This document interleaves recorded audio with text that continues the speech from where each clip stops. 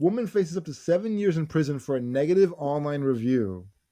A Nigerian woman is facing up to 7 years in prison for allegedly breaking her country's cyber crime laws by posting a negative review online for a can of tomato puree.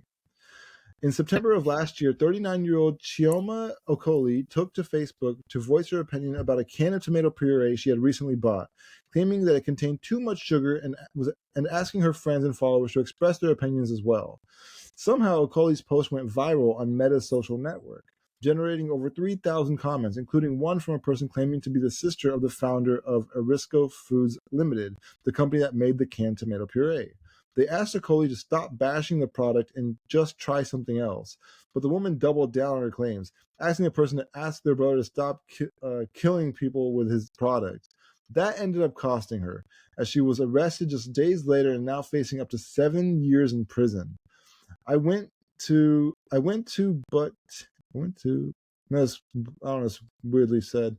Um, I went to buy, I think that's what it means to say. I went to buy tinned tomatoes yesterday that I will use to make stew, but didn't see my favorite. So I decided to buy this one, Chioma Okoli wrote in her original Facebook post. When I opened it, I decided to taste it.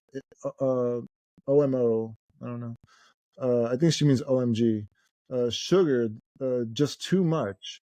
Uh, Habiko, let me know if you have used this tin before, because this is an Ikegwuru situation. These are words that I think are from Nigeria. On September 24th, while she was at church in Lagos, Okoli was approached by policemen in plain clothes and taken into custody for allegedly instigating Arisco Foods Limited, knowing she had information to be false under Section 24 of Nigeria's Cybercrime Prohibition Act. She was kept in a leaky cell for a day before being flown to Nigeria's capital, Abuja, where she was released on administrative bail. There were no seats, so I stood all throughout till the next day. My legs were inside the water that came in from the leaking roof. Sometimes I squatted to reduce the pressure on my legs. She told CNN Africa. I was thinking about my children who were at home. I was talking to myself. I would think, I would pray, I was messed up. On October 5th, 2023, police filed their case against the woman, and the first court hearing took place 2 months later. A judge issued a restraining order that Okoli couldn't be arrested without a court order, but the pregnant mother claims that police still found ways of harassing her, like when they entered her home in January and spent the entire day there.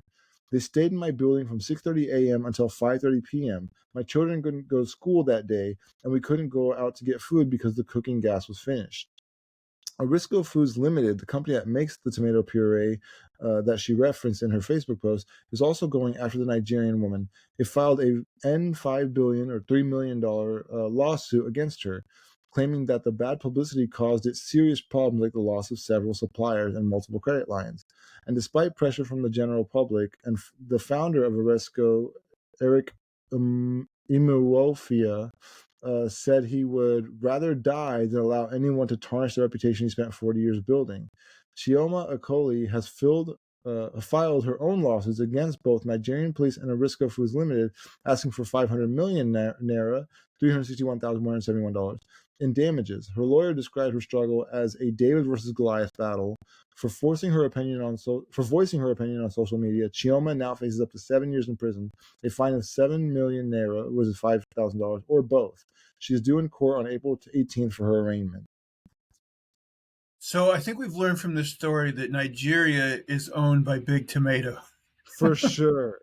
That No, tomato company is running over there.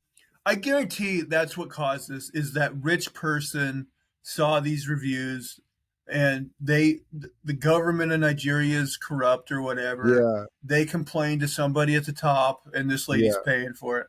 Yeah, they're in their pockets, and this guy is wielding power that he's abusing, and he's trying to make an example out of anybody who talks bad about his product. That's crazy. That is so insane. Like, it's not it's not hard to believe that it would happen. It happens. We heard about that guy who was supposed to whistleblow against Boeing.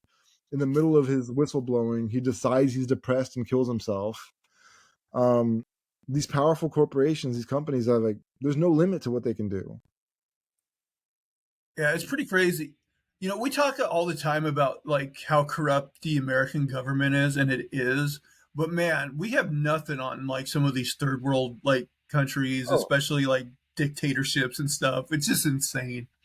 yeah, yeah. I mean, over there, because you're not educating the people as well as they are here. I mean, we're doing a good job of trying to make people stupid here too, but they do have more resources and access to information and stuff like that. Whereas in those countries, I imagine it's not the case as much, you know? So yeah, I mean, I I've seen like African like leaders who get away with anything and everything. Like they mislead their people so much. I mean, it's not just Africa.